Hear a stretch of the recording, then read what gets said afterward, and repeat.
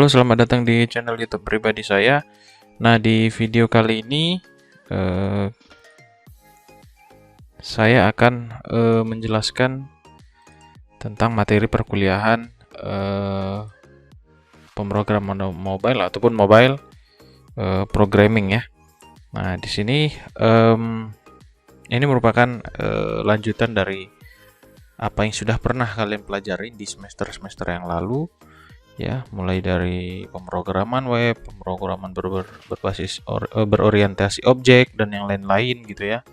Nah, jadi ini merupakan lanjutan sih, bukan hal yang baru gitu ya, bukan hal yang harus kita mulai belajar dari awal lagi gitu, tapi kita bisa melanjutkan apa yang sudah kita pelajari di semester-semester sebelumnya adalah membangun aplikasi mobile gitu ya. Karena mobile ini fungsinya ataupun tugasnya hanya sebagai perantara ataupun interface saja, tapi proses data dan yang lain-lain nanti dikerjakan oleh sistem yang berbeda lagi. Jadi dia hanya sebagai penghubung saja dengan sistem utamanya. Nah, bisa saja nanti sistem utamanya berada di web server gitu ya, untuk bisa aplikasi mobile itu nanti berjalan dan saling bisa berkomunikasi antar pengguna gitu ya.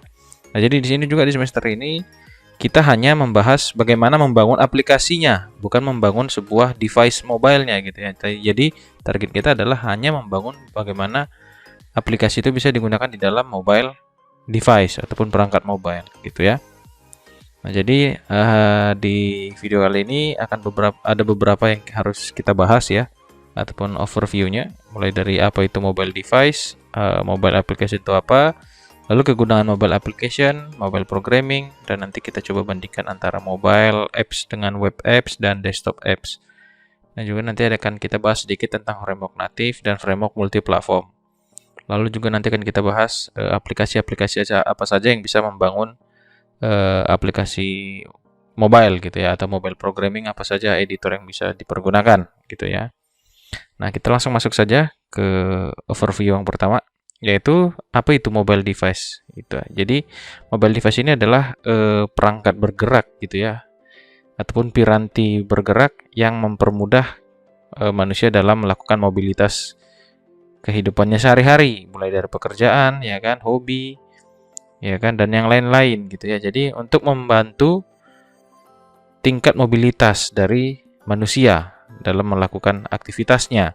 Jadi mobile device itu bukan semata-mata hanya untuk smartphone saja, bukan ya. Jadi semua piranti bergerak yang bisa membantu mobilitas manusia itu adalah mobile device. Jadi jangan beranggapan mobile device itu semata-mata hanya handphone ataupun smartphone, itu salah gitu ya.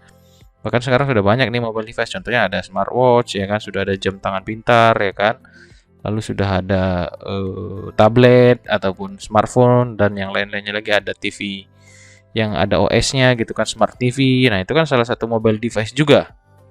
Ya, jadi jangan beranggapan mobile itu hanya untuk handphone ataupun smartphone, itu salah ya. Nah, dari situ kalian harus punya pemahaman lagi yang baru tentang dunia teknologi gitu ya. Mungkin ada di antara kalian yang menganggap bahwa mobile device itu hanya untuk smartphone ataupun handphone. Nah, setelah semester ini belajar mata kuliah pemrograman mobile, itu harus dirubah pola pikirnya ya. Berarti mobile device adalah piranti bergerak yang membantu mobilitas ataupun aktivitas manusia gitu ya. Oke. Nah, lalu apa itu mobile application? Nah, kalau mobile application berarti aplikasi yang nantinya akan diletakkan di dalam mobile device ataupun perangkat mobile gitu ya. Nah, di semester ini kita fokusnya ke mobile device smartphone gitu ya. Jadi kita akan bangun nanti aplikasi mobile untuk kebutuhan smartphone. Nah, jadi mobile device itu tidak akan ada fungsinya jika tidak ada mobile application gitu ya. Jadi aplikasi inilah yang menentukan seberapa bagus mobile device itu ada ya kan, atau mobile device itu berfungsi. Jadi kalau mobile application-nya tidak ada, mobile device itu ataupun perangkat mobile itu tidak akan ada gunanya. Sama aja fungsinya dengan handphone zaman dulu, misalnya kalau smartphone gak ada aplikasinya gitu kan. Nah, jadi kuncinya adalah di mobile application. Makanya tadi saya bilang yang mau kita bahas selama satu semester ke depan adalah bagaimana membangun sebuah aplikasi yang dipergunakan untuk mobile device gitu ya. Nah, itu penjelasan singkatnya. Lalu sudah apa saja sih? Ada sektor apa saja sih yang sudah menggunakan mobile application dalam kegiatannya? Nah, di antaranya ada di pendidikan, ya kan? Kalau di pendidikan sekarang sudah ada tuh banyak aplikasi di smartphone, khususnya di Android gitu kan. Misalnya ruang guru lah, lalu ada Google Classroom lah, lalu ada lagi Microsoft Teams dan yang lain-lain. Nah, itu kan bergerak di bidang pendidikan. Bahkan di kafe atau restoran juga sudah ada yang menggunakan aplikasi mobile dalam melakukan transaksi bisnisnya, ya kan? Misalnya dari pemesanan menu, ya kan, order gitu kan, order makanan atau minuman, dan juga pembayaran juga sekarang udah by application, ya kan? Nah, seperti itu. Lalu ada juga di sektor tour and travel. Nah, ini sudah banyak ya. Contohnya di antara Traveloka, Pergi-Pergi, Tiket.com dan yang lain-lain gitu ya. Nah, juga media juga sudah mulai nih, mulai media massa, media sosial, yaitu sosial media, ya kan. Nah, ini sudah banyak nih masuk ke aplikasi mobile, ya kan. Kalau media massa itu apa? Misalnya ada Tribun, ada Kompas.com, ada Viva, ada apa lagi ya? Saya juga lupa. Ada banyak lah itu ya, koran-koran sekarang media massa masuk ke dunia aplikasi mobile. Lalu juga ada di bidang keuangan dan perbankan. Sekarang udah banyak trading, ya kan. Terus ada financial technology itu kan, pinjaman online gitu kan. Ada juga method payment, ya kan, seperti OVO ataupun Dana ataupun yang lain-lain, ya kan, Genius. Nah, perbankan itu kan ada BRI Mobile, Brimo, dan di Mandiri juga punya, BNI juga sudah punya seperti itu. Bahkan di bank-bank swasta juga sudah punya mobile application ya, mobile banking istilahnya gitu kan. Lalu di forum juga sudah banyak tuh, forum-forum diskusi sudah banyak beralih ke aplikasi mobile. Asuransi juga sudah, dan juga bahkan ke industri-industri kreatif juga sudah mulai menjualkan produknya melalui aplikasi mobile, ya kan? Ya, itu dia. Itu beberapa sektor yang sudah menggunakan mobile application ya. Kita lanjut saja. Lalu setelah kita sudah bahas tadi itu, kita perlu bahas lagi apa itu pemrograman mobile gitu ya. Jadi pemrograman mobile itu adalah pembuatan aplikasi yang berjalan pada perangkat bergerak seperti handphone ataupun tablet. Nah, aplikasi mobile yang dikembangkan untuk platform tertentu ya. Aplikasi mobile ini tidak untuk kebutuhan semua platform. Platform itu kan sama artinya seperti sistem operasi gitu ya. Nah, sistem operasi yang saat ini dipopuleri di mobile itu adalah iOS dan Android. Nah, Windows pun juga punya sih, ada, cuman tidak sebesar pasarnya Android ataupun iOS. Nah, jadi yang populer sekarang platform di mobile itu adalah iOS dan Android ya. Nah, begitu. Jadi kalau kita ingin membuat aplikasinya, kita harus paham dulu pemrogramannya seperti apa di mobile gitu ya. Nah, jadi nanti fokus kita di dua sistem operasi ini ataupun di dua platform ini, iOS dan Android gitu. Nah, pertama-tama kita review dulu satu persatu platformnya. Nah, platform iOS. Nah, platform iOS ini digunakan untuk produk Apple ya. Ya, jadi produk Apple untuk mobile itu kan ada iPhone ataupun iPad gitu ya. Karena Apple ini kan banyak produknya ya. PC-nya juga ada kan, PC Mac juga ada, laptop MacBook juga ada gitu kan. Dia bukan laptop namanya ya, MacBook. Mereka nggak kenal istilah laptop tuh. Yang ada yang dikenal adalah MacBook gitu kan. Jadi Apple tuh udah mulai membuat istilah-istilah khusus untuk produk mereka gitu, nggak mengikuti pasaran gitu ya.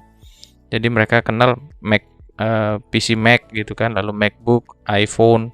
Mereka bilang bukan smartphone gitu, iPhone, punya iPhone gitu, bukan punya handphone, bukan ditanya handphonenya tapi langsung bilang produknya iPhone gitu.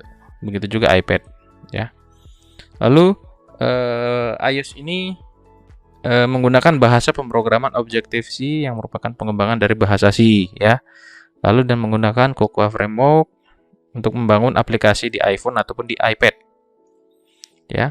Lalu editor yang digunakan ataupun IDE, Integrated Development Environment-nya dalam pengembangan nanti aplikasinya menggunakan Xcode gitu ya. Lalu Xcode itu hanya berjalan di MacBook. Nah, jadi kalau kita ingin membangun aplikasi mobile untuk kebutuhan platform iOS, kita harus punya MacBook dulu. Kalau nggak punya MacBook, nggak bisa buat aplikasi di iOS, ya kan? Sama aja, kita harus menyiapkan resource kita harus punya Mac. Kalau nggak punya Mac, nggak bisa bangun iOS ataupun nggak bisa bangun aplikasi untuk iPad ataupun iPhone. Nah, mungkin di antara kalian nggak semua nih punya Mac gitu kan. Jadi saya nanti nggak akan bisa paksakan harus beli Mac ya gitu. Nggak mungkin juga gitu ya. Kita lanjut aja dulu. Lalu ada itu platform yang namanya Android. Nah, platform Android ini dalam pengembangannya menggunakan bahasa pemrograman Java. Dan nanti ada yang perlu kita butuhkan lagi tambahan, yaitu Android Software Development Kit. Nah, Java ini, Android ini apakah hanya bisa dibangun di sistem operasi komputer tertentu? Bisa, mau di Windows juga boleh. Saya kasih simbol jendela ya, karena Windows kan logonya jendela. Bisa di Windows juga, bisa di Linux juga bisa. Ya, di Linux juga bisa. Ya, kalau di Mac nggak bisa nggak kira-kira bangun Android? Bisa aja, karena sifatnya Android ini kan masih tergolong open source gitu ya.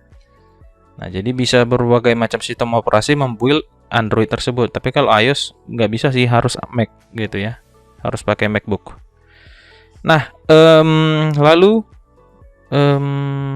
kenapa seperti ini harus di semua Windows bisa ya, biar bisa digunakan di bermacam sistem operasi, kita harus install dulu nanti yang namanya Android Software Development Kit. Jadi ini adalah berisikan library yang dibutuhkan untuk melakukan translate ataupun generate perintah-perintah yang ada ke dalam Android gitu. Jadi ini tugasnya melakukan generate ya. Jadi semua coding yang ada di Windows misalnya akan di-generate oleh Android Software Development Kit-nya, SDK-nya, lalu nanti di-generate menjadi sebuah aplikasi Android. Gitu ya, supaya nanti si Windows bisa mengenali perintah-perintah untuk kebutuhan Android gitu ya. Jadi si Windows-nya harus kita install dulu Android Software Development Kit. Nah, ini juga untuk menginstal SDK-nya ini, SDK Android ini membutuhkan spek laptop ataupun PC yang tinggi gitu ya, nggak bisa di bawah rata-rata, itu nggak bisa di bawah rata-rata gitu ya. Jadi kita harus perlukan laptop yang memiliki kapasitas ataupun spesifikasinya cukup tinggi ya, bahkan maksimal gitu. Supaya apa? Biar nanti si ADT ini, software Android Software Development Kit-nya bisa berjalan lancar, karena nanti otomatis kalau kita pakai Windows, kita harus menginstal yang namanya, ketika sudah ada Android Software Development Kit-nya, kita harus install ataupun kita harus miliki yang namanya emulator. Saya singkat EMU ya, gitu. Jadi kita harus punya emulator. Emulator ini kenapa? Ini emulator memerlukan RAM yang besar. RAM siapa? RAM komputer ataupun RAM laptop gitu ya. RAM-nya ini harus besar nih, digunakan minimal 1 GB, minimal 1 GB gitu ya. Nah, bagaimana kalau untuk laptop kalian RAM-nya cuma 4 GB, ya kan? Pada saat laptop kalian digunakan, RAM itu sudah terpakai sekitar 2,5 GB misalnya, ya kan? Ketika Windows-nya sudah jalan, Windows 7 atau Windows 10 gitu. Lalu nanti akan dialokasikan lagi 1 GB ketika emulatornya dan pada saat kalian ngoding dijalankan, maka akan dikurangi 1 GB lagi misalnya. Maka sisanya berapa? Ada sekitar 1,5 GB lagi. Nah, belum lagi kamu menjalankan aplikasi-aplikasi yang lain. Ini pasti kurang. Itu masih kurang, pasti kurang ini 1,5 GB lagi sisanya. Nah, inilah yang membuat nanti Windows kita hang ataupun melambat, turun kemampuannya gitu ya, kemampuan prosesor, karena terlalu sibuk gitu ya. Nah, makanya saya nggak sarankan nanti kita pakai Android Software Development Kit ini, karena nggak semua di antara kalian punya laptop dengan spesifikasi tinggi. Nah, editornya yang digunakan untuk membangun Android adalah Eclipse dan Android Studio. Nah, ini Android Studio sangat banyak memakan resource laptop kita, mulai dari RAM, hard disk, prosesor, tuh sangat banyak menyita pekerjaan dari suatu laptop. Kalau Eclipse ini sudah mulai tidak digunakan lagi karena nggak pernah mengupdate lagi, nggak pernah update untuk kebutuhan Android versi terbaru sekarang gitu, jarang ya. Nah, mungkin kalau yang mau menggunakan Android, membangun Android, biasanya pakai Android Studio kalau spesifikasi laptopnya tinggi gitu ya, maksimal. Nah, itu boleh-boleh aja, silahkan, nggak ada yang larang. Tapi kalau spesifikasi laptopnya rendah, ya nggak disarankan pakai Android Studio gitu ya. Nah, nanti saya akan berikan solusi. Bagaimana solusinya kalau saya punya spek laptop pas-pasan gitu kan. Pasti bisa, tetap bisa ngoding gitu. Pasti masih bisa tetap membangun aplikasi mobile dengan spesifikasi laptop yang pas-pasan gitu ya. Kita coba selanjutnya membandingkan bagaimana fungsional sebuah mobile application dengan web application dan juga desktop application ya. Nah, yang pertama kita akan bandingkan dari sisi menjalankan aplikasi atau menggunakan aplikasinya. Kalau di mobile application itu, aplikasi itu nanti akan dijalankan di perangkat bergerak dan tidak memerlukan akses ke web browser untuk membuka aplikasi tersebut gitu ya. Jadi kalau mau buka aplikasi di handphone kita, di smartphone kita nggak perlu buka Google Chrome lagi kan, ya tinggal kita buka aja aplikasi yang sudah terinstall gitu ya. Nah, itu kan karakter penggunaan aplikasi di mobile. Kalau di aplikasi web ya seperti itu, aplikasinya menggunakan web browser untuk membuka ataupun menjalankan fungsi-fungsi yang ada di website tersebut gitu kan, seperti game online yang ada di Facebook misalnya kalau masih ada ya. Nah, itu kan harus menggunakan browser kita membukanya kan. Nah, seperti itu. Lalu kita coba bandingkan bagaimana kalau penggunaan di aplikasi desktop. Nah, kalau aplikasi desktop hampir mirip dengan fungsionalnya si mobile. Nah, aplikasi yang berjalan di desktop ini tidak membutuhkan akses ke web browser untuk membukanya. Jadi hampir mirip dari segi fungsi, dari segi menggunakan ataupun fungsional dari aplikasinya, hampir sama. Tapi medianya berbeda. Medianya kalau di desktop ya pakai PC atau laptop, kalau di sini menggunakan perangkat bergerak ya, contohnya smartphone gitu ya. Nah, itu. Lalu kita coba bandingkan bagaimana cara mendapatkan aplikasinya di dalam mobile, web ataupun desktop, ya kan? Kalau mobile, aplikasinya dapat kita unduh atau download melalui App Store kalau iPhone gitu kan, ataupun Google Play, ataupun sekarang namanya udah Play Store gitu ya. Nah, kalau di mobile itu ketika kita ingin mendapatkan aplikasinya, kita harus download dari marketplace resmi iPhone ataupun Android-nya, ya kan? Nah, itu dia. Kalau iPhone itu App Store, kalau Android itu tadi Play Store ya. Kalau website tidak ada yang perlu kita install karena langsung menjalankan web browser gitu ya. Kalau ketika kita ingin main game gitu online ya, kita tinggal buka browser gitu, ataupun mau nonton video tinggal buka browser, nggak ada yang perlu kita install lagi tambahannya gitu ya. Nah, lalu kalau untuk di desktop hampir mirip dengan mobile ya kan. Cuman bedanya kalau di mobile kan mereka punya Play Store, mereka punya marketplace resminya gitu.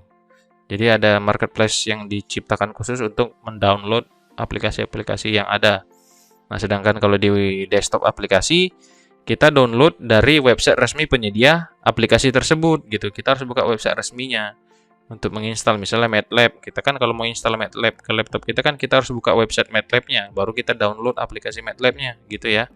Lalu kita install gitu kan. Nah, hanya caranya, sumbernya saja yang berbeda. Kalau cara penggunaan dan cara mendapatkannya hampir mirip, hanya desktop tidak memiliki media resmi oleh si desktopnya langsung. Misalnya kalau kayak Linux mungkin ataupun Windows sudah ada si store-nya, tapi nggak selengkap yang dimiliki mobile gitu ya. Kalau Windows Store itu nggak terlalu lengkap sih ya. Nah, begitu itu perbandingan antara ketiga device ini, mobile application, web application, dan desktop application ya. Nah, selanjutnya adalah yang perlu kita bahas adalah framework. Nah, framework ini merupakan sebutan untuk sebuah kerangka kerja yang digunakan para developer ya, untuk mempermudah mereka dalam membantu maupun mengembangkan sebuah software. Framework sendiri berisikan fungsi dasar dan perintah yang lazim, berarti yang lazim sering kita temui gitu ya, atau sering kita gunakan. Nah, dalam mengembangkan sebuah aplikasi dengan harapan aplikasi yang dibangun secara lebih terstruktur ya. Framework juga bisa dikatakan sebagai komponen dari pemrograman yang sudah siap digunakan kapan saja ataupun sudah jadi komponennya. Jadi kita tinggal caplok aja, ambil komponen yang ada, kita buat ke aplikasi yang kita miliki. Jadi kita tinggal, ibarat bahasa kasarnya, tinggal copy paste aja yang disediakan. Lalu kita custom ya kan, kita customisasi sesuai yang kita butuhkan, ya kan, mulai dari bentuk, tata letak, warnanya, ukuran, dan yang lain-lain. Nah, itu tinggal kita custom aja apa yang sudah ada. Nah, begitu ya. Sama seperti konsep Bootstrap ya. Jadi kalau Bootstrap itu kan framework untuk membantu kita dalam mendesain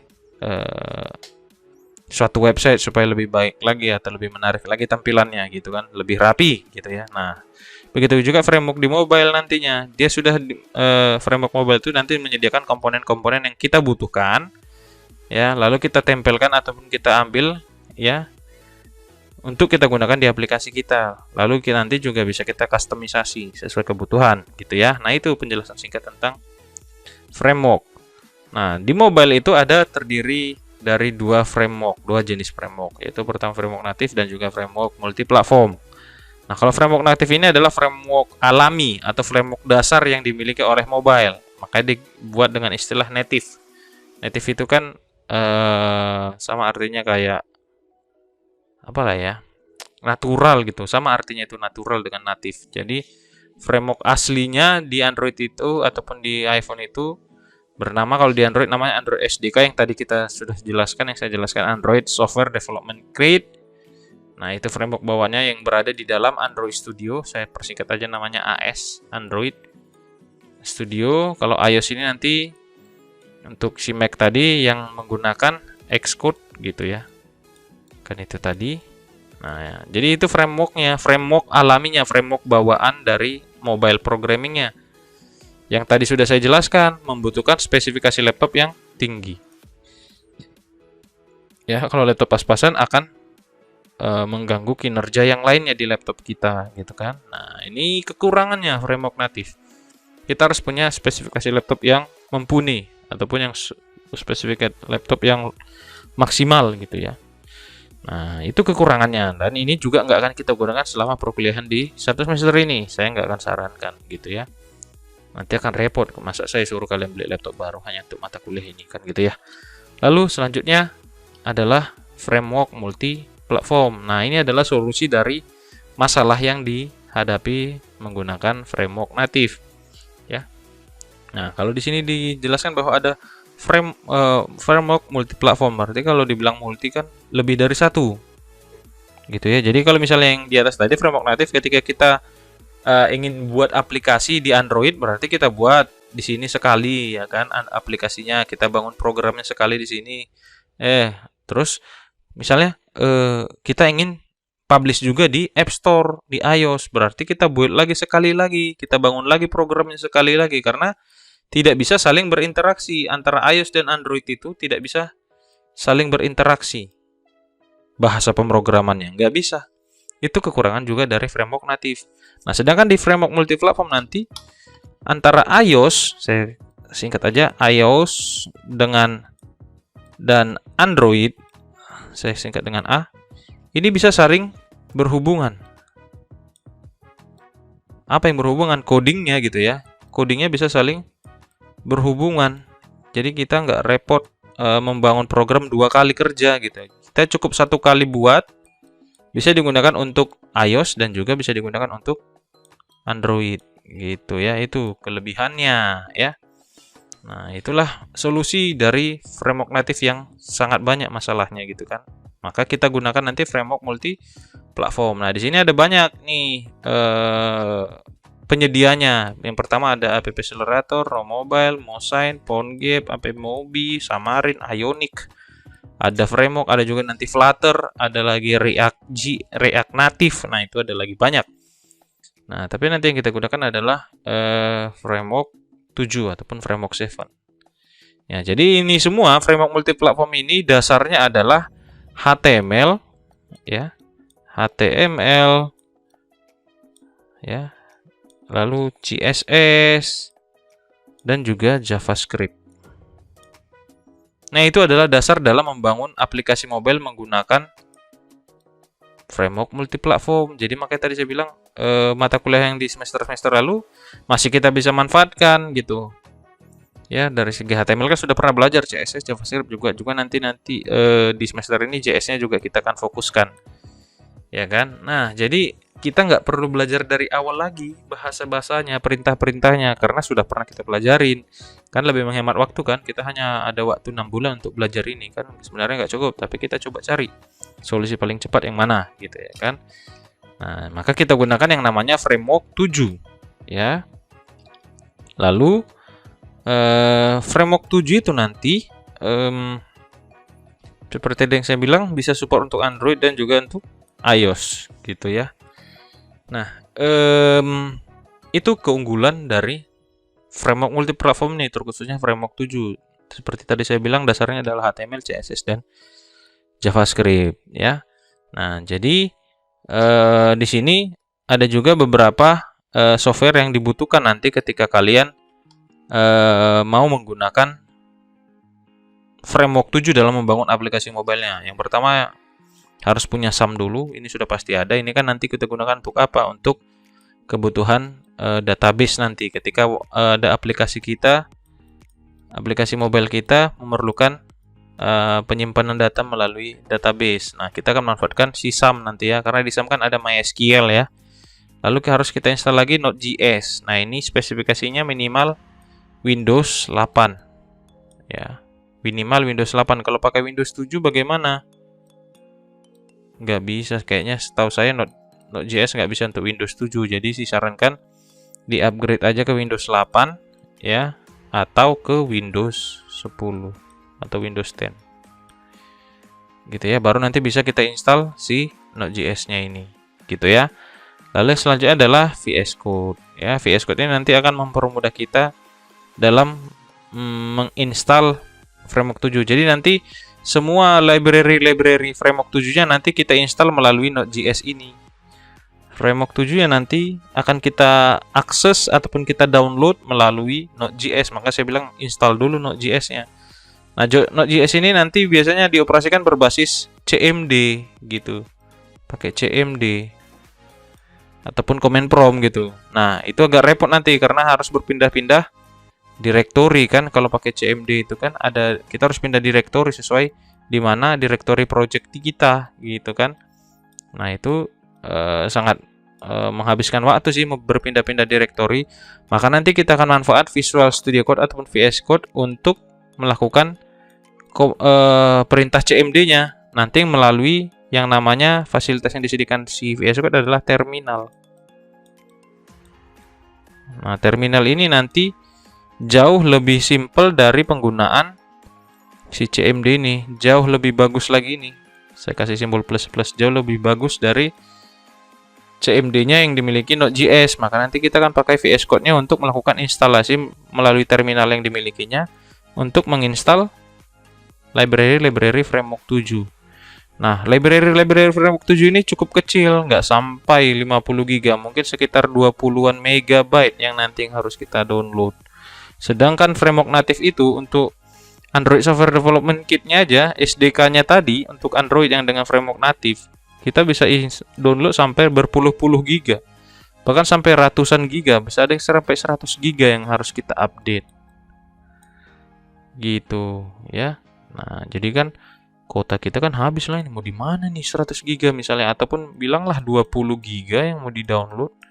Kan udah kewalahan. Misalnya nih ya, saya juga nggak tahu pastinya, tapi sudah pasti besar library yang harus kita install, sedangkan framework 7 hanya sekitar kurang lebih 20 megabyte. Gitu ya. Jadi lebih sedikit size-nya gitu. Nah, malah hasilnya nanti bahkan lebih baik dari tampilan Android Studio gitu ya. Kita coba lihat website resminya saja, saya buka. Jadi framework 7 ini punya website resminya juga, tinggal nanti tuliskan di websitenya, di URL pencariannya framework7.io.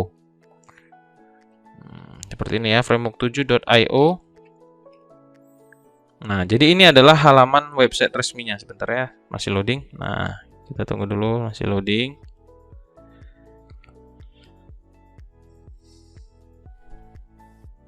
Ya, di sini agak lambat ya koneksinya.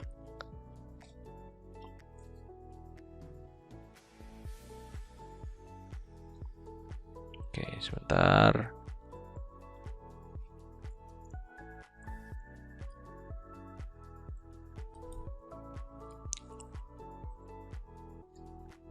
Nah, jadi ini website resminya nih.